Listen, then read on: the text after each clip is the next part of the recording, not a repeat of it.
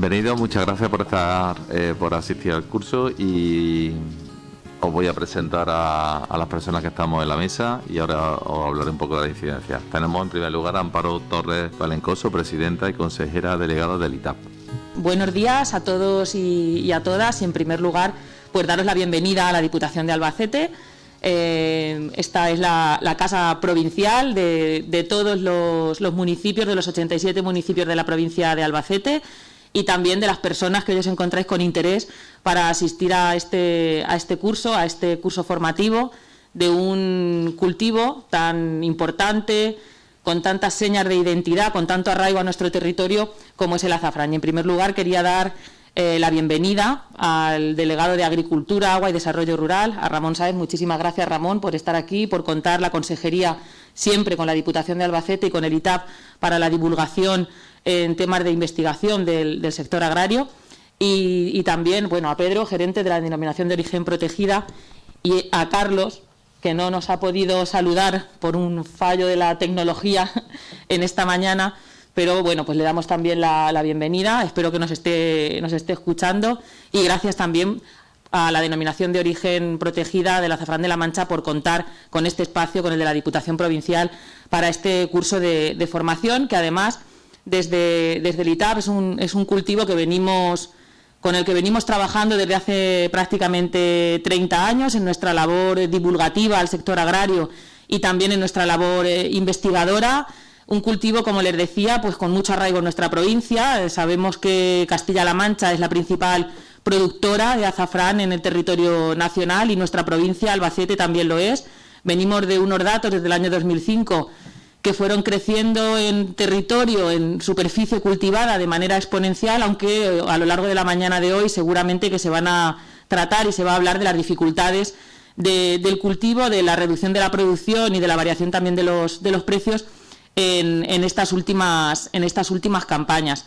Es un cultivo al que nosotros y nosotras, seguramente todos los que tenemos ese vínculo con el medio rural y con el sector agrario, le tenemos mucho cariño por su tradición, por ser un cultivo social en el que prácticamente todas las familias de nuestra provincia, o por lo menos de algunas comarcas en concreto, han tenido relación con él, que no era el cultivo principal ni la renta principal de las familias agricultoras de nuestra provincia, pero que sí era un complemento a la renta. Además, permitía el azafrán contar con esos ingresos que no estaban depositados en una cuenta bancaria, que probablemente estaban depositados en un armario o en un arcón, pero que han facilitado a muchísimas personas, a muchos y a muchas jóvenes de nuestra provincia, poder realizar estudios. Y esto me lo ha contado siempre mucha gente mayor de mi pueblo, de cómo su hijo pudo ir a la universidad y estudiar medicina,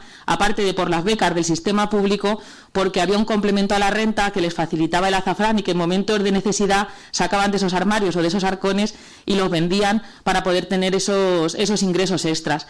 Y además que nos evocan también muchísimos recuerdos de nuestra infancia, por lo menos a mí, seguro que a Ramón y a muchas personas de las que estamos aquí también, de compartir con los vecinos, con la familia, esos momentos de convivencia, de participar en una actividad cooperativa como podía ser la monda del azafrán, o luego que se pasara esos conocimientos y esa cultura de una generación a otra, pues también en el procesado, con el tostado, con esos cedazos, esa reparación de los cedazos que también nos han enseñado nuestros abuelos y nuestras abuelas.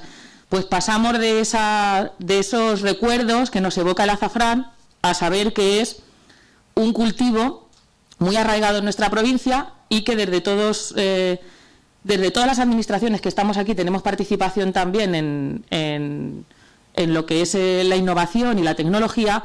Tenemos que conseguir que sea un cultivo rentable, mejorar las técnicas de producción, mejorar también el procesado, que es muy manual todavía a día de hoy, aunque se han hecho grandes avances en la mecanización, y conseguir pues esa rentabilidad del cultivo, que sea realmente una posibilidad para los agricultores y las agricultoras de nuestra provincia, y poniéndolo en valor, porque tiene unas características organolépticas superiores y una calidad muy superior a cualquier azafrán que podamos encontrar en otras partes del mundo.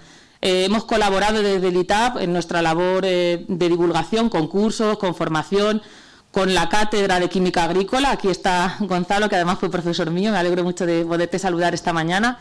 Y hemos hecho esa colaboración para pues la mejora también en la calidad del producto.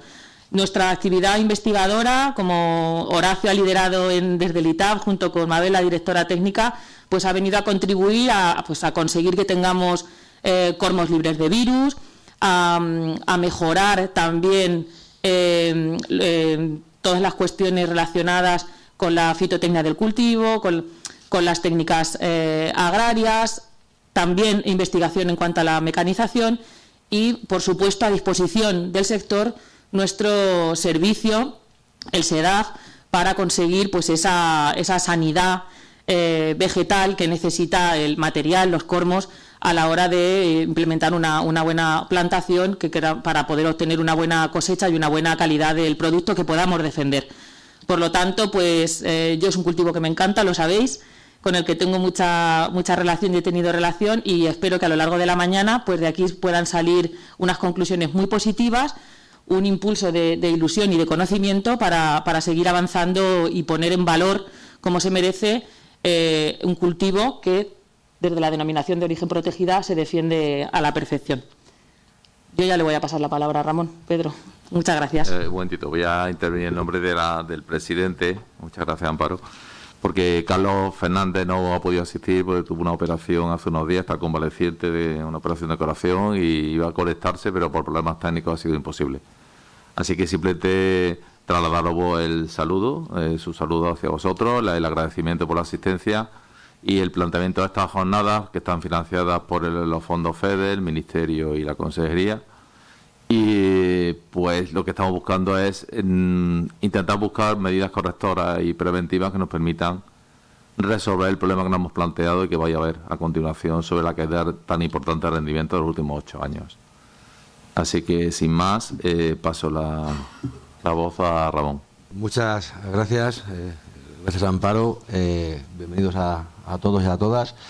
Yo no me voy a extender mucho más porque al final sería repetir lo mismo. Me hubiera gustado que hubiese estado Carlos, porque siempre que viene Carlos a alguna rueda de prensa, algún curso, alguna asamblea, pues da un poco unos datos de la evolución de superficie, ladeo azafrán de la Mancha y de producción de los últimos años, y nos ponen un poco pues en situación. Lo que es cierto es que los últimos 3 años pues la caída de producción ha sido bastante importante, aunque la superficie va aumentando progresivamente, pues la producción, si vemos las gráficas de los últimos 3 años, pues la producción ha caído de una forma muy importante, debido pues a 2 factores. Uno pues es el tema del material genético que tenemos un material genético con muchísimos micosis que no vamos a poder desarrollar si no hacemos algo entre administraciones. Por eso mira a Mabel, porque yo creo que entre la Consejería de Agricultura y la Diputación, el ITAP, tenemos que hacer algún convenio para intentar pues mejorar ese material genético, si no el cultivo va a ir decreciendo año tras año y es la única solución que tenemos.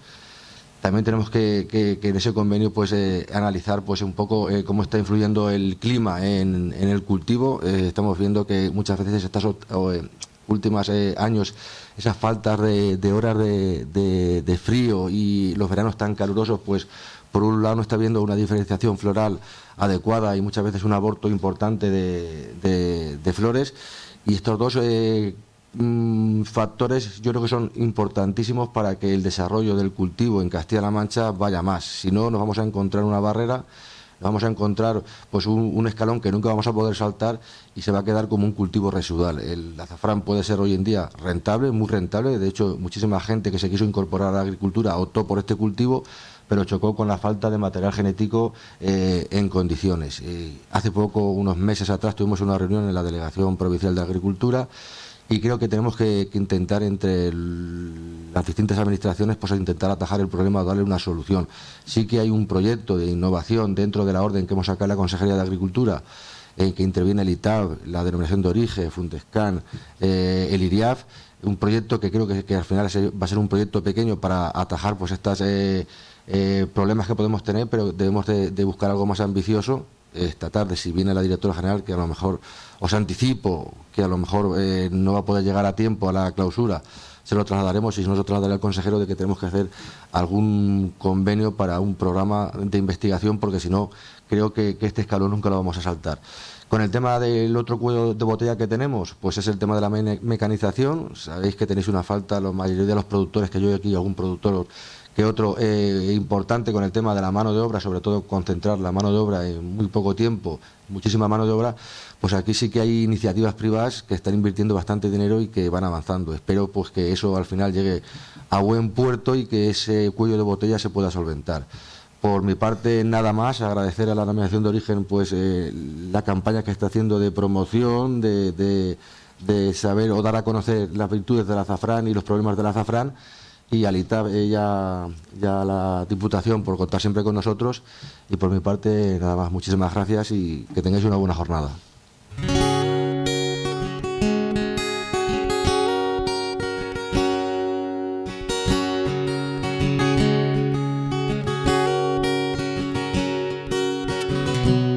Bueno, lo que yo voy a exponer de una forma muy breve es lo que nos ha llevado a estar aquí. Nosotros llevamos notando que hay una caída muy importante de los rendimientos por hectárea en estigmas tostados, y queremos ver un poco qué ocurre, y para eso hemos reunido a un grupo de personas que creo que nos pueden aportar por lo menos algunos caminos o algunas líneas de tendencia. Esto que veis ahí es la evolución de los rendimientos desde el año 2013 con los datos del Consejo Regulador. Hay datos del año 2013, realmente, como podéis ver, con altibajos, pero hay una tendencia, una línea de tendencia que está tan de moda con lo del bicho, pues que se ve perfectamente como una caída muy drástica.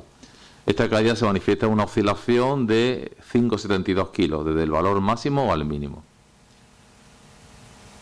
Si nos vamos por provincias, pues nos encontramos que la provincia de Albacete, no hemos metido los datos de 2013 porque no hay datos individualizados en esos 2 años, pero sí ahí están del año 2015, pero que son, como veis, también muy similares. Un descenso drástico que se manifiesta en una oscilación de menos 5,83, caída de producción, de rendimiento, perdón. Si nos vamos a la provincia de Ciudad Real, pues están todo lo mismo, aquí con más marcado aún, porque hay una caída desde de menos 9,86 kilos por hectárea de estigmas tostados, en los últimos, desde 2015 al 2021. Si nos vamos a Cuenca, tiene una evolución un poco diferente, porque hay un pico ahí en el año 2018, pero bueno, que la tendencia también es de descenso de esos rendimientos, una oscilación de menos 4,50. Todos estos son datos del Consejo Regulador, que todos los años en el proceso de calificación pues recoge la producción de los productores, la precinta, y en relación a la superficie que tienen inscrita, pues obtienen los rendimientos.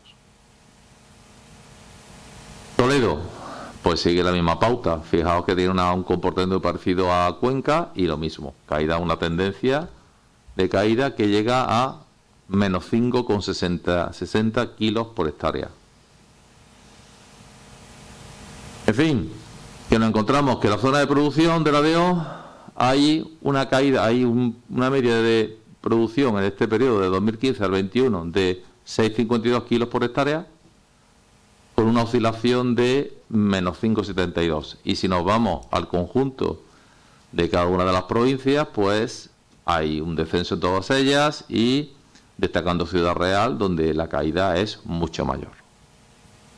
Eso sería la evolución de las producciones y de las demandas del mercado, de las ventas, desde 2013 al 21, con datos del Consejo Regulador. Si vemos las tendencias, pues se puede ver que la producción desciende y la demanda del mercado sube, lo que significa que es lo que detectamos, todos estamos detectando, que hace falta más azafrán de La Mancha, y que tenemos que, ver si hoy sacamos algunas ideas que nos ayuden a resolver este problema, porque realmente ahora mismo un mercado tenemos unas circunstancias favorables, pero lo que no tenemos es producción para poder suministrarla a ese mercado. Esta es la situación.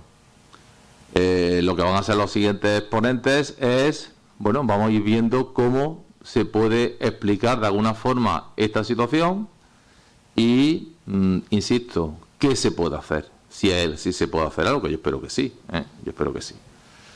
Si os parece bien, como no solamente para lo que he expuesto yo, sino para el resto de los ponentes, como luego después de comer hay una mesa redonda, las preguntas las hacemos en la mesa redonda, de forma que estemos todos los ponentes y podamos intercambiar y podemos ir de una forma más rápida. ¿De acuerdo? Así que yo no tengo nada más que exponer, simplemente plantearos que esta es la realidad y empezaríamos ya con la ponencia de José Miguel Viñas. José Miguel Viñas es físico de la atmósfera, cursó sus estudios en la Universidad Complutense de Madrid, trabaja como meteorólogo en Meteorred y es también consultor de la Organización Meteorológica Mundial. Tiene un amplio bagaje como divulgador de las ciencias atmosféricas, tanto en medios de comunicación como a través de sus numerosas publicaciones, conferencias y su página web www.divulgameteo.es. Tras su inicio en el área de meteorología de Antena 3, televisión, destaca por su larga etapa, 8 años de Radio Nacional de España, junto a Pepa Fernández, con la que está en la mañana de los lunes la sección El Reto Climático dentro del programa de PEAPA.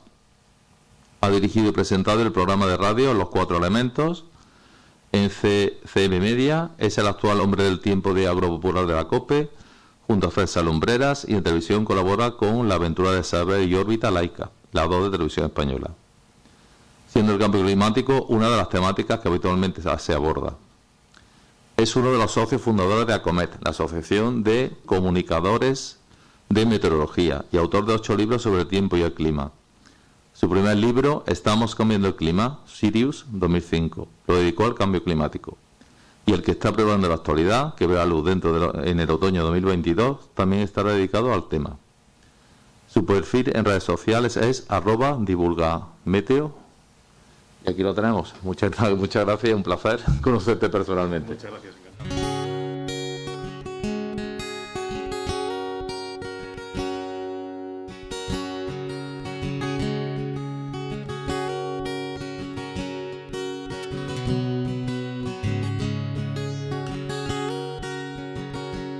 Yo creo que es una muy buena iniciativa, una buena idea haber organizado estas jornadas en vista de esa problemática que se acaba de exponer de la bajada de producción y bueno, yo por la parte que me toca voy a intentar contaros en esta presentación, en esta charla, qué está ocurriendo con el clima y en particular focalizarlo aquí en Castilla-La Mancha y si ese factor, eso ya luego lo podemos debatir, podría estar de alguna manera condicionando parte de la explicación de esa bajada de producción al margen de otros factores que me imagino que también intervienen. Bien, me propusieron un poco hablar de esto, sobre cómo está empezando a cambiar el clima aquí en la región y también, por supuesto, os voy a dar a conocer lo que apuntan las proyecciones de cara a las próximas décadas en lo que resta de siglo, si más o menos se van ajustando los escenarios que vayamos viendo a lo que hoy en día los modelos climáticos, que es la herramienta que tenemos, plantean. Bueno, quiero daros una serie de ideas generales, sin entrar en mucho detalle, del tema del clima y el cambio climático, pero me voy a querer centrar mucho en lo que sé que a vosotros os interesa, que es cómo se está notando aquí, a pie de campo, donde vosotros tenéis vuestras tierras y donde producís el azafrán. Bien, comienzo con una primera idea. Esto, aunque ahora tenemos todos en la cabeza otra serie de problemas globales, pero evidentemente que es un reto enorme.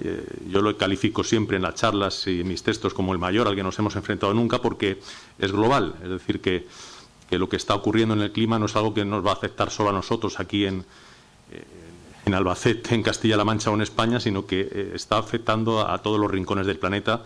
Y la solución también tiene que ser global. La solución, o por lo menos el saber un poco capear este cambio en el clima, ¿no?, que se está dando. Cuando empezó la pandemia, yo creo recordar que a los 2 meses o así de que estábamos todos metidos en casa, un medio inglés o estadounidense sacó este gráfico, este dibujo en un periódico. Y entonces, pues claro, en ese momento que estábamos todos realmente con esa incertidumbre de qué iba a pasar con la pandemia, pues parecía una absoluta exageración pensar que ya la ola de la COVID, con lo que eso representaba, era una cosa pequeña con las olas que venían por detrás. Fijaros que la segunda ola, que se supone que estamos ahora en ella, aunque la COVID todavía está ahí, es la recesión, y ahora estamos viendo, de hecho, pues una circunstancia bélica que se puede de alguna forma ligar al tema energético, etcétera. Pero bueno, yo ahí en geopolítica no me voy a meter, pero no es descartable que esa crisis o esa recesión mundial, por cómo está organizado el mundo, pues haya derivado en parte en ese conflicto. Pero fijaros que la gran ola es la última, y es la del cambio climático, por lo que os decía, porque realmente, pues si el cambio climático no sigue un escenario de los peores que hay previstos, pues va a ser muy complicado adaptarnos a él, ¿no? Y bueno, pues no necesariamente tenemos que ir por ahí. Como luego os voy a comentar, hay distintos posibles caminos y tenemos que intentar, con medidas de mitigación, adaptación, etcétera, cada uno en su sector y en su actividad, pues ir por los caminos adecuados. Estamos viendo, hoy venía en el tren ahora mismo, y bueno, pues veis que es un episodio de polvo, de calima extraordinario. No sé si habéis visto fotografías de ayer por la tarde por la zona de Murcia, la zona de Alicante. Es una intrusión de polvo que ha habido muchas documentadas, pero es extraordinaria, ¿no? Y todavía mañana va a persistir en algunas zonas con una intensidad muy grande.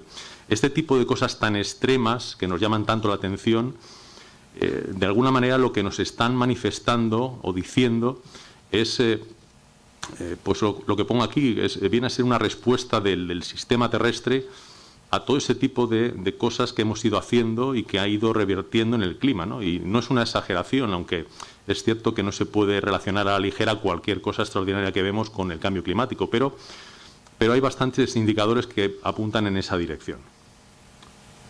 Es importante también siempre hacer esa distinción. Aquí en este foro pues seguramente no es tan necesario, pero yo siempre la hago, entre diferenciar bien tiempo y clima, ¿no? Porque es algo que a nivel de la sociedad se suele confundir bastante. Y yo siempre pongo un ejemplo muy gráfico, no me complico mucho. Y pongo el ejemplo de una película, ¿no? Una película en su totalidad sería el clima de un lugar, por ejemplo. Y cada fotograma de esa película sería el tiempo atmosférico en un momento dado. Si yo me quedo en un solo fotograma, veo a lo mejor un momento importante de la película, pero no puedo deducir de qué va la película, no puedo saber toda la historia. Es decir, que si yo de repente veo, pues eso, un episodio meteorológico muy extremo, puedo tener indicios de que a lo mejor está detrás el cambio climático, pero no puedo extraer de esa información cómo es el clima de ese lugar, por ejemplo, ¿no? También pongo el ejemplo de si alguien no conoce Almería y va de repente un fin de semana y allí está lloviendo todo el rato, sería un error deducir por esa circunstancia de que el clima de Almería es lluvioso, porque como todos sabemos es todo lo contrario. Por lo tanto, para entender el clima tenemos que estirar el tiempo y ponerlo en un contexto temporal amplio, ¿no? De hecho, el cambio climático es justamente eso, no es el cambio de un día para otro, sino el cambio que se está detectando ya desde hace bastante tiempo.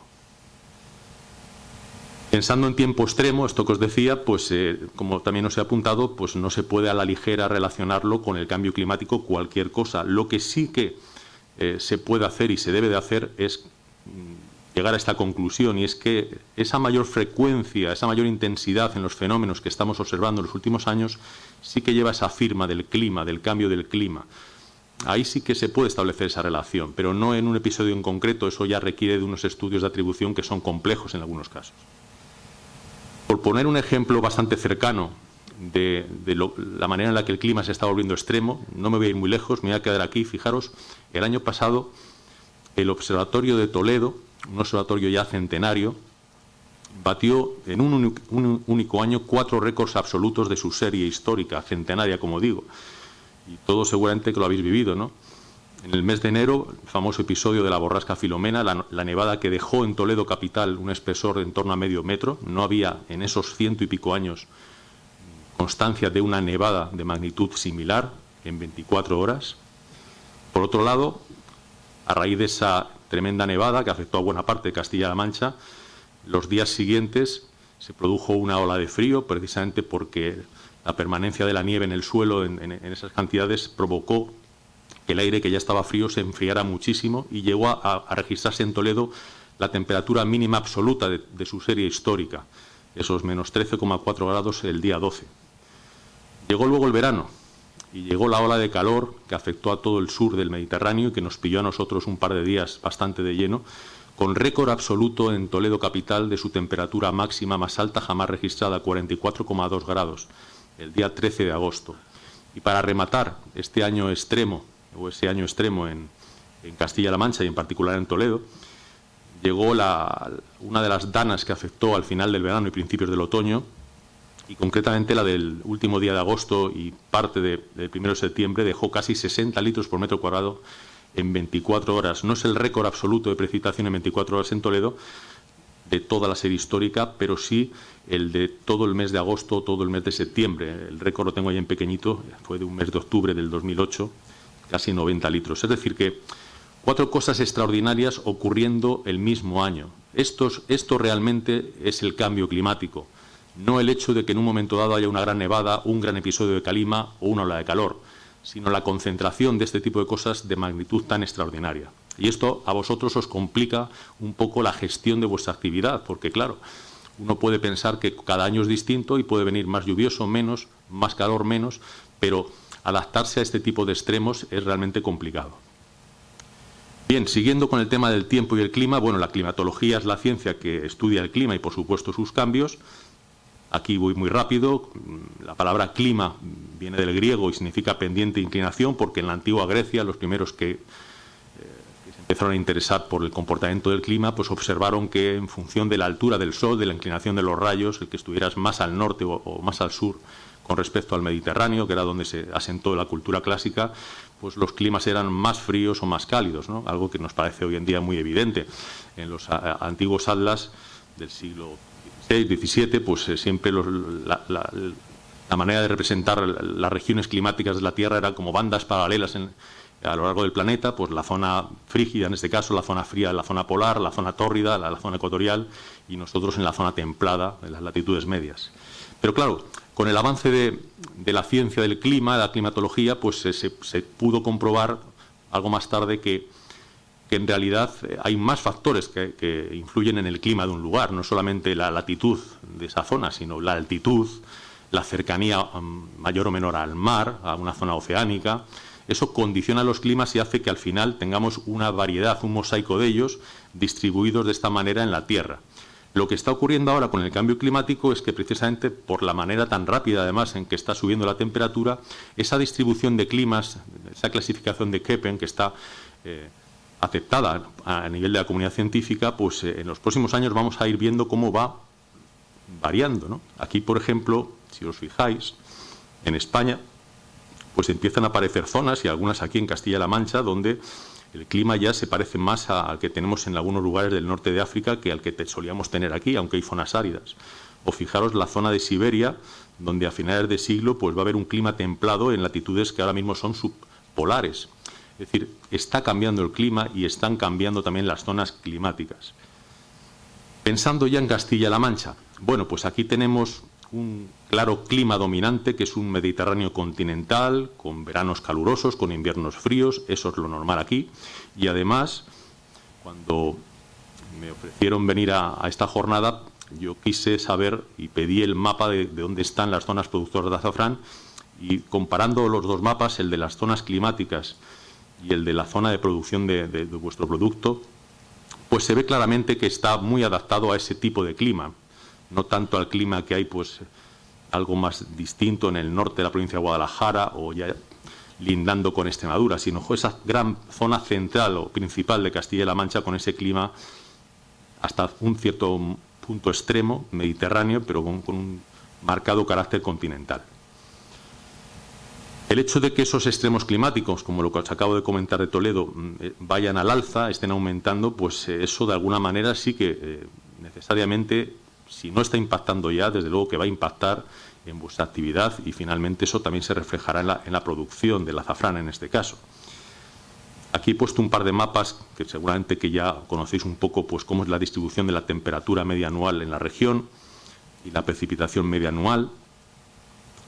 El azafrán, por la información que yo he podido ver, pues está muy adaptado y muy cómodo para poderse producir en lugares con una temperatura media entre 10 y 15 grados, que es justamente lo que tenemos aquí en ese amplio marco geográfico del clima mediterráneo continental, con un rango de tolerancia que va con mínimas de hasta en torno a -10 y máximas de 35, y, como pongo ahí, picos puntuales en que la mínima puede ser algo más baja, hasta -15, y la máxima se acerca a los 40. Cuando digo picos puntuales es que si esa circunstancia se alarga en el tiempo, empieza a ser malo para precisamente el ciclo vegetativo, ¿no? En este caso del bulbo y luego de la flor.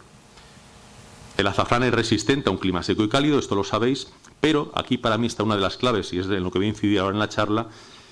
Lo que no debe de faltar es siempre su ración de lluvia en primavera y su ración de lluvia sobre todo al final del verano y principios del otoño, que es el momento más crítico, creo, para que luego, cuando ya se pueda ir a recoger, el suelo esté con la humedad necesaria para que haya una buena campaña. Desde luego que si termina un verano que ya de por sí pueda ser cálido y no llegan esas lluvias otoñales, creo que tenéis un problema, ¿no? Esas lluvias tienen que llegar en ese momento.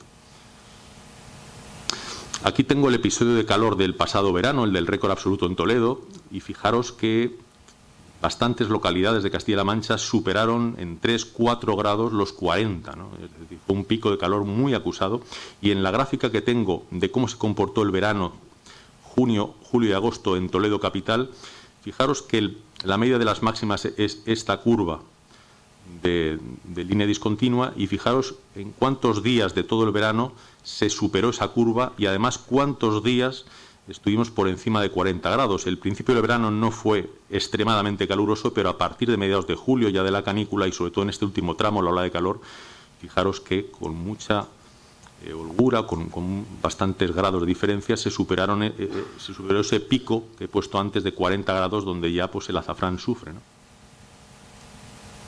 Al margen de las olas de calor en las que se superen esos 40 grados, el número de días al año con unas temperaturas por encima de los 35, que es donde yo he colocado un poco ese umbral óptimo, pues está aumentando. Eso es una evidencia, y no solamente os lo digo por los datos del año pasado, sino que hay más años atrás que certifican esto último. Aquí veis un poco la tendencia que hay, tanto en máximas, o más que máximas, temperaturas de más de 30 grados y mínimas por debajo de cero, y se ve claramente que divergen las dos tendencias, es decir, cada vez hay más días de 30 grados, cada vez hay menos días fríos con heladas, ¿no? Una tendencia clara a eso, a tener más días calurosos en la región, menos días con noches bastante frías. Y en cuanto a las precipitaciones, que yo creo que para vosotros es el factor más crítico, aquí tenéis el comportamiento de la precipitación dividida por estaciones del año, arriba a la izquierda verano, invierno, primavera y otoño. La precipitación es una variable que tiene, por su propia naturaleza, tiene una enorme variabilidad, es decir, no es fácil encontrar una tendencia clara en el comportamiento de la precipitación, incluso en bastantes años.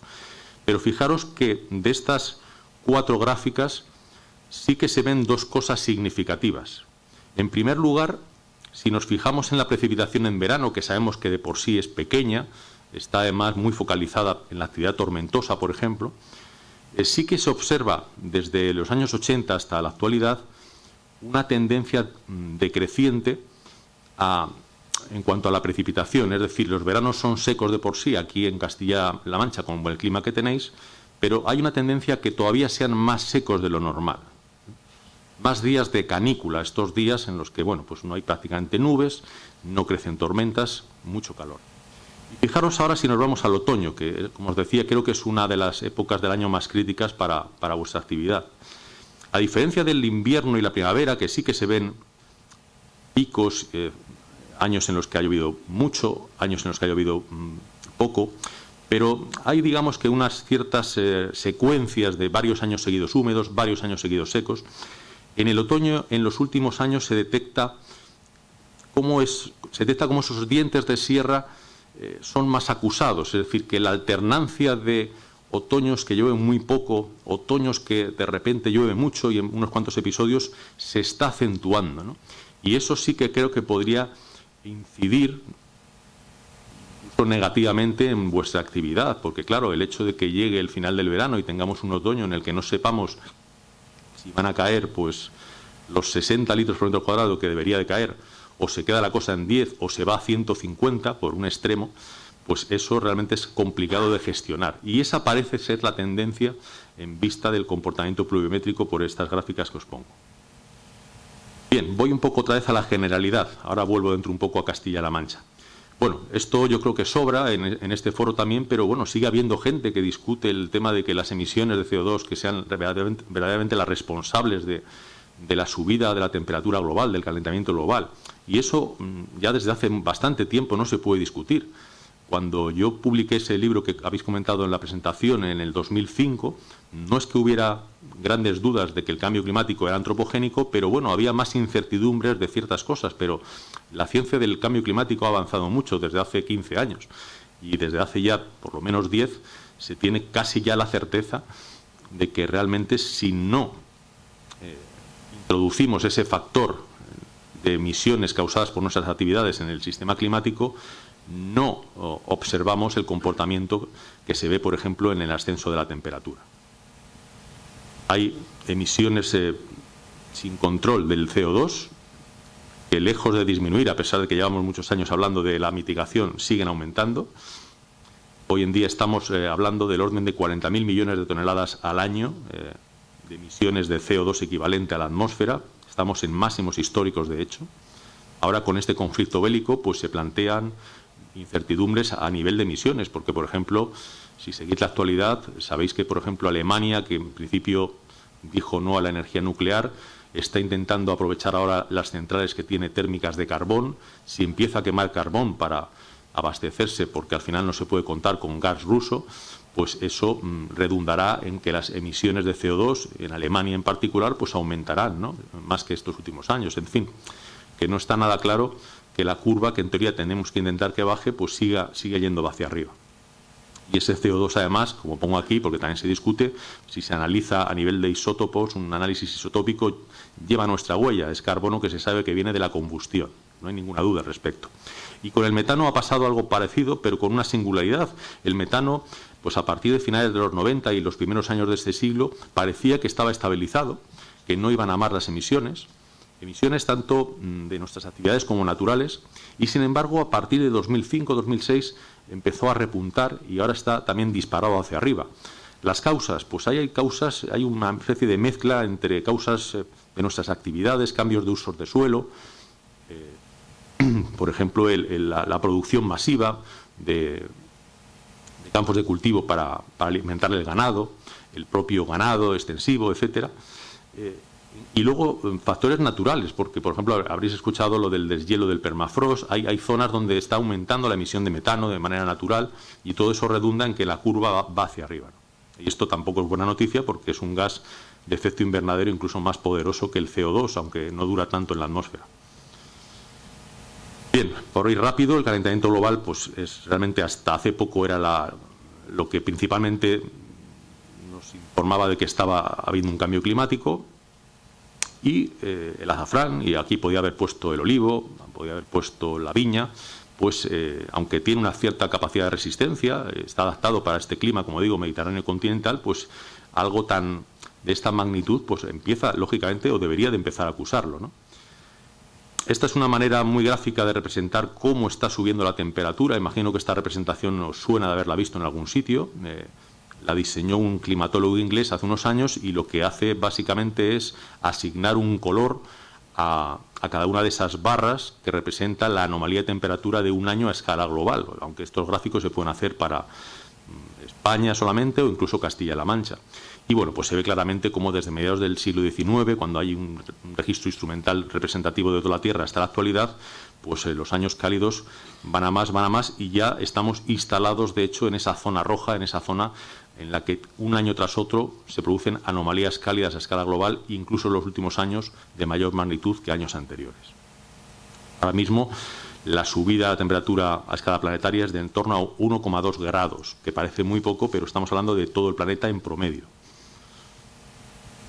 Estas son las gráficas que muestran eso mismo, pero con los típicos dientes de sierra. Aquí en la gráfica de la derecha veis lo que se espera para este año y veis que, bueno, que hay ahora mismo un fenómeno de la Niña que puede contribuir un poco a enfriar, pero en cualquier caso 2022 va a seguir siendo un año cálido, probablemente no tan cálido como el 2016, que ha sido el año récord, o 2019, que prácticamente empató, pero vamos a estar moviéndonos ahí en ese entorno. Es decir, no viene un año que de repente vaya a ser muy frío.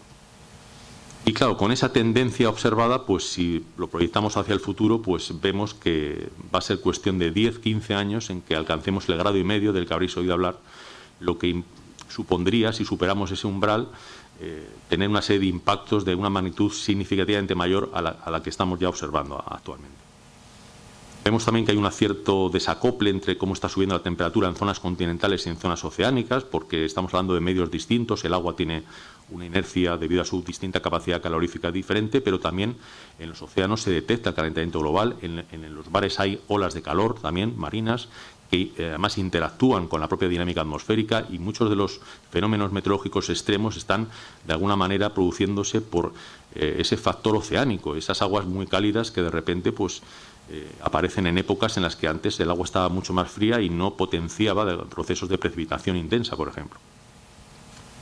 Volviendo a Castilla-La Mancha, ya que estamos hablando de la subida de las temperaturas, pues en este informe del que he sacado esta información, el segundo informe ahí lo pongo, de estudios de percepción de cambio climático en el medio rural de aquí de esta región de hace 3 años, 4, vemos claramente una tendencia al alza de la temperatura media anual entre el periodo 1981-2016. Antes os hablaba que a nivel terrestre, con una referencia temporal mucho más antigua respecto a valores preindustriales, era 1,2. Aquí en Castilla-La Mancha, en estas últimas 4 décadas, la subida es de ya 1,4. España viene a ser de ese orden la subida, 1,5 grados más o menos.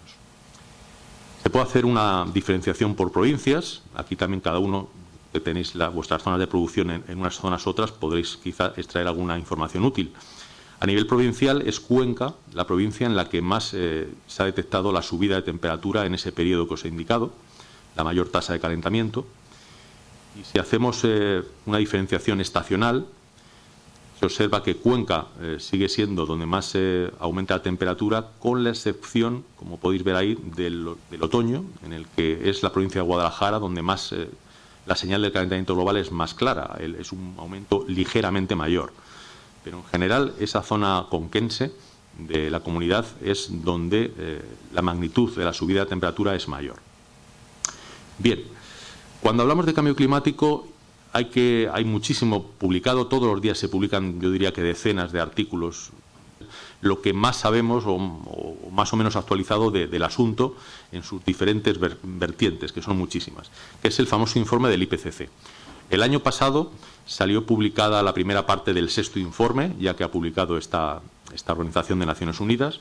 Y bueno, cosas que tenéis que saber sobre el informe del IPCC. Es una referencia obligada, es decir, cuando queréis saber algo de cambio climático tenéis que recurrir a los informes del IPCC. Nos da, como pongo aquí, un poco el estado del arte del conocimiento actual sobre el tema. ¿Cuál es su pequeño hándicap, su pequeño inconveniente?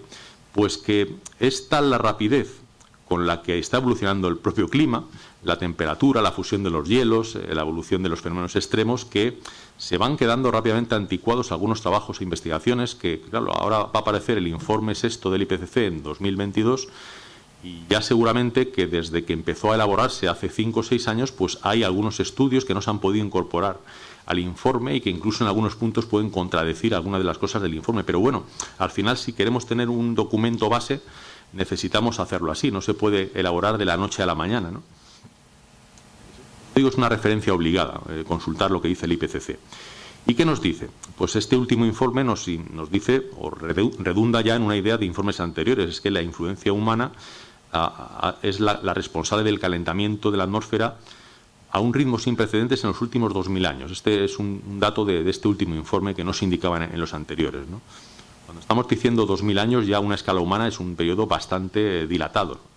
Y el que no tenga precedentes en todo ese periodo ya nos está indicando algo que es un cambio climático singular. que no es un cambio climático más, como muchos que ha habido a lo largo de la historia de la Tierra, es un cambio climático singular y además somos su principal causa. ¿Por qué tendríamos que preocuparnos por el cambio climático que tenemos ahora mismo? Pues por dos razones básicamente. Debido a esa rapidez va a ser muy difícil y está siendo muy difícil la adaptación a él. Esto se puede aplicar a cualquier ser vivo y también se puede aplicar a nosotros y a nuestras actividades. Claro, si el ritmo de subir la temperatura sigue como hasta ahora o incluso aumenta, pues va a ser muy complicado que en ciertas zonas pueda seguir cultivándose, ya no digo azafrán, pero digo a lo mejor algún tipo de cultivo. De hecho, hay algunos que son más sensibles a la subida de temperatura, por ejemplo el tema del viñedo, ¿no? Hay algunos grandes productores de vinos en este país, o de espumosos, de cava, que se están planteando ya pues buscar zonas a mayor altitud, ¿no? Para poder plantar viñas o vides dentro de a lo mejor de 20 o 30 años y tener allí un espacio donde la productividad puedan mantenerla con la calidad que ellos producen, ¿no? Es decir, esto genera problemas, ¿no? Y otro segundo problema o preocupación es que somos muchos, somos ya casi, vamos camino de los 8.000 millones de personas, y gran parte de la población mundial, quizá esto no es muy aplicable aquí a Castilla-La Mancha, pero hay muchas personas, muchos millones de personas que viven en zonas particularmente vulnerables, especialmente zonas costeras. Y esto es un problema, porque ahí siempre puede haber un problema de índole meteorológico, pero si encima el calentamiento global está provocando más temporales, más fenómenos extremos, pues claro, en ciudades costeras de millones de habitantes, esto al final termina siendo pues un problema, ¿no? Un impacto muy grande. El informe nos dice que los cambios en el clima reciente son generalizados, rápidos, cada vez más intensos y no tienen precedentes en miles de años. He visto estas típicas imágenes de cómo en cuestión de unas cuantas décadas, apenas un siglo, pues prácticamente el paisaje está transformándose en una zona de glaciares, ¿no? Por ejemplo, la rápida fusión de los glaciares. Esto es volver un poco a lo mismo, ¿no? Es indiscutible que nuestras actividades están provocando este cambio. Y fijaros, haciendo que los eventos climáticos extremos o fenómenos meteorológicos extremos, como olas de calor, lluvias intensas, sequías, sean más frecuentes y más severas. Hay olas de calor de los últimos años. El año pasado, no tanto la del Mediterráneo, que fue singular, pero sobre todo esa que hubo en Canadá, en el oeste de Estados Unidos, que se ha podido atribuir al cambio climático. Es decir, probablemente la dinámica atmosférica, si no hubiera habido cambio climático, hubiera podido provocar un episodio de calor en esa zona, pero ni mucho menos de la magnitud que tuvo, ¿no? Os recuerdo que hubo una población de Canadá que llegó a registrar 50 grados Celsius, una latitud alta de la Tierra. Esto es una cosa que escapa absolutamente de cualquier criterio climatológico, ¿no? Y es precisamente porque estamos en un marco climático que no es el que había antes. Bien, y con la vista puesta en el futuro, porque yo creo que es también lo que os interesa saber. Bueno, nos has contado un poco qué está pasando, la razón por la que está pasando esto, pero ¿qué va a pasar?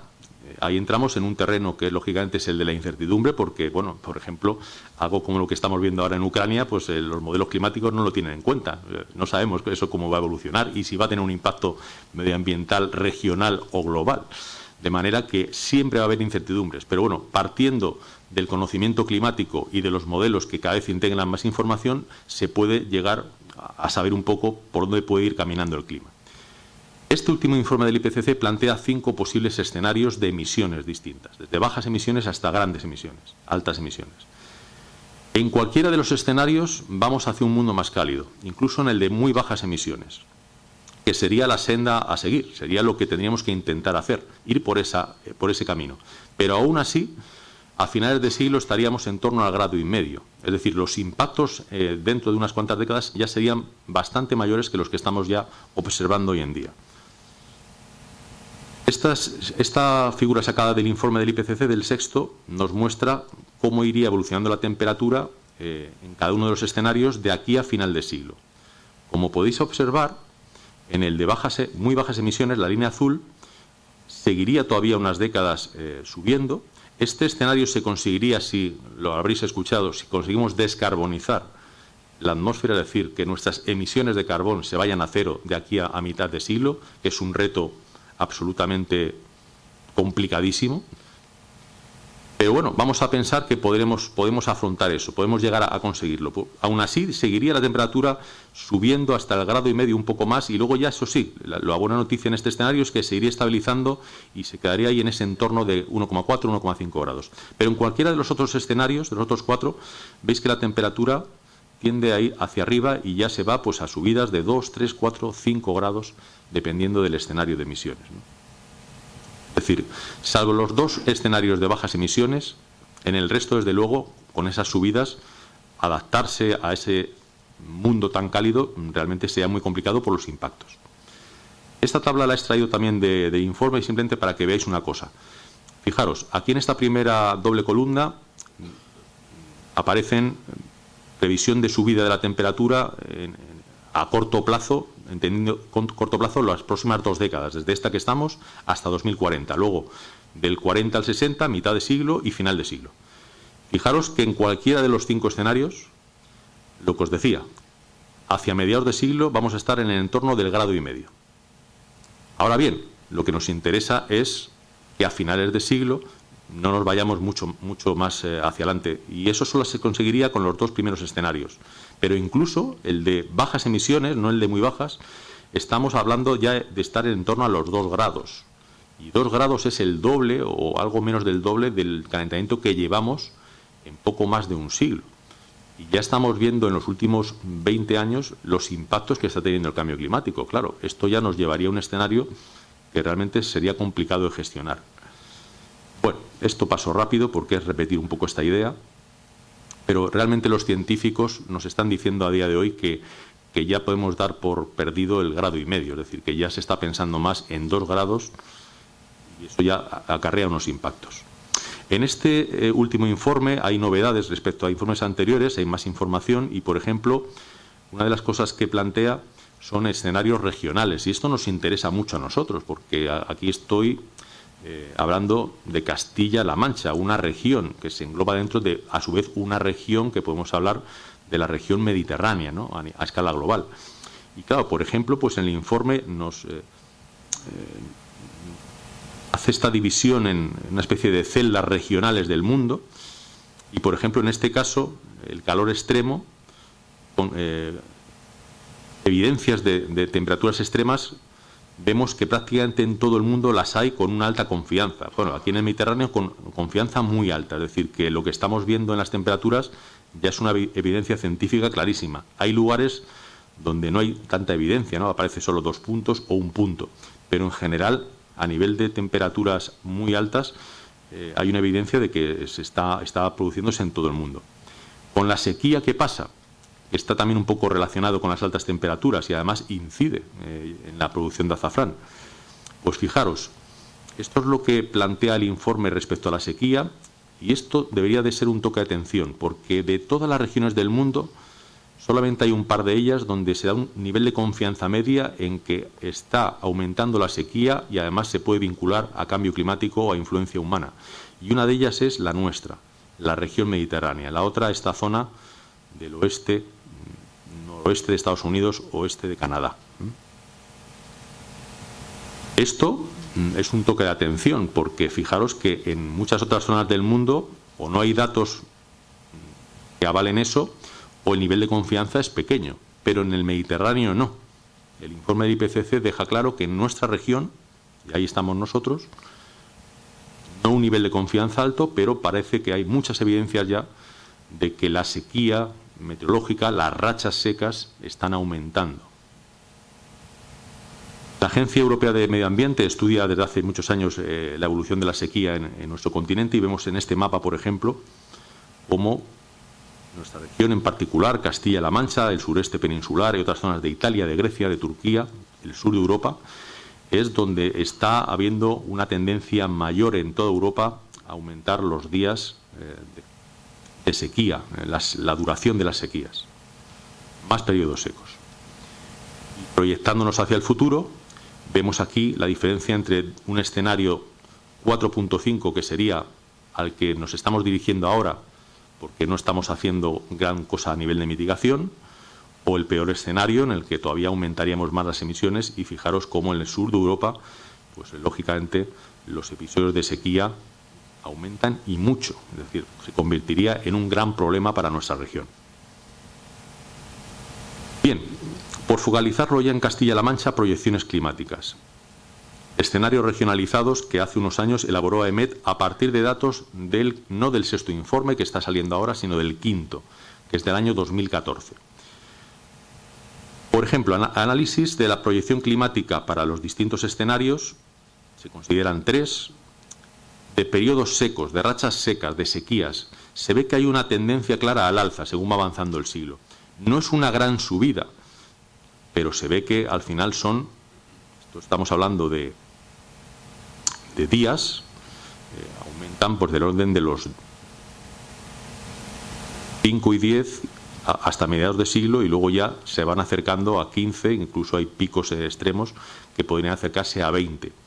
Esto, para que lo entendáis, sería que si esa tendencia se va cumpliendo, iría aumentando cada año 1, 2 los días de duración de ese tiempo de sequía. Al final tendríamos al año, pues si se cumple la proyección, hasta 15, hasta 20 días de más de tiempo de sequía en nuestro país, en esta región en particular. Olas de calor. Aquí sí que veis que hay una clara curva hacia arriba en el escenario de altas emisiones, es decir, ahí sí que subirían mucho los días de olas de calor, y en los otros escenarios no de emisiones tan altas, más realistas, aunque no son los de bajas emisiones, pues sí que habría un aumento significativo del orden de los 10 días al año, con 10 días al año de ola de calor, que técnicamente se puede definir así. Las temperaturas. Pues a la izquierda os he puesto la evolución de las máximas y a la derecha de las mínimas. Se ve claramente ese escalón entre el escenario rojo de altas emisiones con los otros escenarios, y se ve la tendencia clarísima al alza de las dos temperaturas, es decir, temperaturas más altas diurnas, temperaturas más altas nocturnas, que encaja bastante con lo ya observado, con los datos que os puse al principio. En cuanto a días cálidos, gráfica de la izquierda, claramente en aumento, y en cuanto a noches cálidas, eso al final se traduce en menos horas de frío, pues también aumentando claramente. Esto es una realidad ya, es decir, en España el número de noches cálidas en las que no baja la temperatura mínima de 20 grados está aumentando prácticamente en todas las regiones, ¿no? Se detecta en los meses sobre todo primaverales, otoñales y por supuesto en verano. Los días de helada, en la línea que ya se está observando, pues van a ir disminuyendo, y según las proyecciones climáticas, en un escenario al que quizá nos vayamos dirigiendo, de unas emisiones intermedias, pues estamos hablando de que a finales de siglo podríamos tener 20 y tantos días menos de heladas al año. Yo esto no lo he llegado a estudiar en profundidad. Yo me imagino que el bulbo del azafrán necesitará, no sé si eso está estudiado, un número de horas de frío para que al final el rendimiento sea el adecuado, ¿no? No sé exactamente cuándo lo plantáis, pero imagino que durante parte del invierno ya está el bulbo ahí plantado y ahí necesita frío, ¿no? Entonces, no es tanto que luego lleguen las lluvias en mayor o menor cantidad en otoño, sino que ese frío mínimo tendría que estar garantizado, ¿no? Y las tendencias, las proyecciones apuntan a que cada vez esos días van a ser más escasos aquí en la región. Como aquí, cuidado con las heladas tardías, porque los extremos climáticos, una de las cosas que tienen es que de repente viene un invierno suave y llega esta época del año, marzo-abril, y se produce la helada en el peor momento, ¿no? Que es cuando a lo mejor no la necesitas, porque ya está brotando, ¿no?, la planta. Bien, y la precipitación, que es la variable más compleja, ¿no?, de saber cómo se va a comportar. Bueno, pues así, grosso modo, lo que nos está apuntando el informe del IPCC es que aquí en nuestra región mediterránea vemos ahí esos colores marrones, como el cielo hoy aquí en Albacete y en muchas zonas de España. Eso lo que nos indica es que hay una tendencia bastante clara a una disminución de las precipitaciones, 20, un 30% dependiendo de los escenarios, con la irregularidad propia de la lluvia o de la precipitación aquí. Aquí veis las diferencias entre unas estaciones y otras. Aquí veis, por ejemplo, que la señal es muy clara, por ejemplo, en los meses de verano, en toda la región mediterránea, que ya de por sí hay sequedad, no hay grandes lluvias, pero se marca todavía bastante más, lo que también ya antes os comentaba que se está observando. Y luego pues la señal aparece también en primavera, aparece en otoño y aparece no tan definida en invierno. Esta idea creo que es importante que se os quede un poco grabada, ¿no? No es tanto el que disminuya un 10 o un 20% la precipitación, sino la manera en la que pueda cambiar la manera de precipitar, de llover. Porque lo que también se está observando es que hay ahora más rachas secas que se interrumpen bruscamente por un episodio en el que a lo mejor se compensa la precipitación media de ese mes. Estamos a lo mejor en un mes de, bueno, febrero ha sido muy excepcional, no ha llovido, pero bueno, pensemos en un mes de febrero normal, hay unos cuantos días que llueve o nieva. Pues ahora a lo mejor casi todos los meses de febrero pues no hay precipitación y luego en 2 días a lo mejor pues se produce una lluvia impropia, además del mes de febrero, intensa, ¿no? Que compensa a lo mejor el dato de la precipitación media del mes. Pero a la hora del reparto del agua, de la escorrentía, pues no es la mejor manera de llover, ¿no? La mejor manera de llover serían pues días en los que hay muchas horas con lluvia, que empapa bien el terreno, etcétera, ¿no? Y no parece esa ser la tendencia, ¿no? Se detecta, como digo, una tendencia a disminuir en general del orden de ese porcentaje que os decía, ¿no? Aquí está en días, pero en principio pues un 15, un 20% de aquí a finales de siglo. Menos días de lluvia, esto redunda un poco lo que os estoy contando. Y curiosamente, en este estudio de escenarios regionalizados que hizo EMET hace unos años, si pensamos en precipitaciones intensas, no se ve una tendencia tan clara. Yo no creo que sea porque realmente no se está observando ya y no se espera que aumente en los próximos años, sino por esa dificultad que os decía del análisis de la precipitación. No es sencillo abordar de un punto de vista estadístico o proyectar climáticamente un comportamiento de la precipitación. Sí una tendencia, si va a haber más o menos, pero ya no afinar, al menos con el conocimiento actual, de cómo va a ser esa precipitación, ¿no? Y bueno, pues hay una ligera tendencia a quedarse un poco incluso por debajo la torrencialidad, pero es un gráfico que yo no extraería grandes conclusiones de él, por esa dificultad que os digo. Bien, para ir rematando la charla, no sé si os han ido quedando algunas ideas así claras. Otra de las cosas que dice este informe, y esto pues es otro toque de atención, es que no hay vuelta atrás en algunos de los cambios. Abre un poco la puerta diciendo que algunos sí que podrían ralentizarse, otros se podrían detener, pero es el primer informe de los 6 que lleva el IPCC en el que habla abiertamente de irreversibilidad, es decir, de procesos que ya están en marcha y que están ya siendo irreversibles, ¿no? Y esto realmente nos complica todavía un poco más el asunto, porque si lo que estamos diciendo es, bueno, vamos a cambiar o intentar cambiar nuestro modo de vida, nuestras fuentes de energía, descarbonizar, y ya empezamos a estar en un punto en el que hay procesos irreversibles, pues hasta qué punto estamos seguros de que si hacemos eso, esos procesos irreversibles no pueden ir dando lugar a otros y que nos introduzcan en un mundo con más incertidumbre climática. Pues realmente es donde estamos, es en el punto que estamos. Es decir, que todo esto que os he contado, que son proyecciones y que están basadas en modelos con mucho aparato matemático detrás, muchos datos, son una herramienta, pero no nos están diciendo qué va a pasar exactamente en el futuro. Tenéis que ser conscientes de que esa incertidumbre siempre va a estar ahí, ¿no? Porque nuestro conocimiento es limitado. Estamos hablando de un sistema complejísimo, muy difícil de abordar desde un punto de vista de la ciencia, ¿no? Incluso a nivel actual. Hoy en día los climatólogos se están fijando en puntos críticos de la Tierra donde, si los procesos observados tienden a ir a más, pueden darse esas irreversibilidades que pueden derivar luego en cosas imprevistas por los modelos a día de hoy, ¿no? Pues, por ejemplo, se está vigilando el deshielo de Groenlandia, ¿no? Eso puede tener consecuencias en las corrientes marinas. Las corrientes marinas, a su vez, influyen en la dinámica atmosférica. Son procesos complejos, ¿no? La Amazonía, pues el que la deforestación en el Amazonas esté aumentando al ritmo actual, pues también eso puede tener consecuencias a escala global. Ese tipo de cosas son lo que se llaman tipping points en inglés, puntos de inflexión, puntos de no retorno. Son elementos que se están poniendo ahora encima de la mesa y que se están analizando y estudiando, porque en un momento dado a lo mejor pues hace que esas predicciones climáticas puedan ir por otro camino, porque entra en escena un factor que hasta este momento no se esperaba. Bien, por terminar, últimos mensajes, por así decirlo. Bueno, pues si no nos queremos dirigir a esos peores escenarios de muy altas emisiones o de altas emisiones, hay que reducirlas. Esto es urgente y no queda más remedio. Y el mundo actual, y está de actualidad lo que está de actualidad, pues no lo pone fácil. No pone fácil ponernos todos de repente a cambiar nuestra manera de movernos en vehículos, viajar, etcétera. Para limitar el calentamiento, dice el sexto informe, es necesaria una fuerte, rápida y sostenida, mantenida en el tiempo, reducción de las emisiones de CO2, de metano, del resto de gases de efecto invernadero. Por lo tanto, esa emergencia climática de la que tanto se habla, pues de alguna manera está justificada. Yo es verdad que a mí, esto ya es muy personal, desde un punto de vista de comunicación, de concienciación de las personas, veo más adecuado usar crisis que emergencia.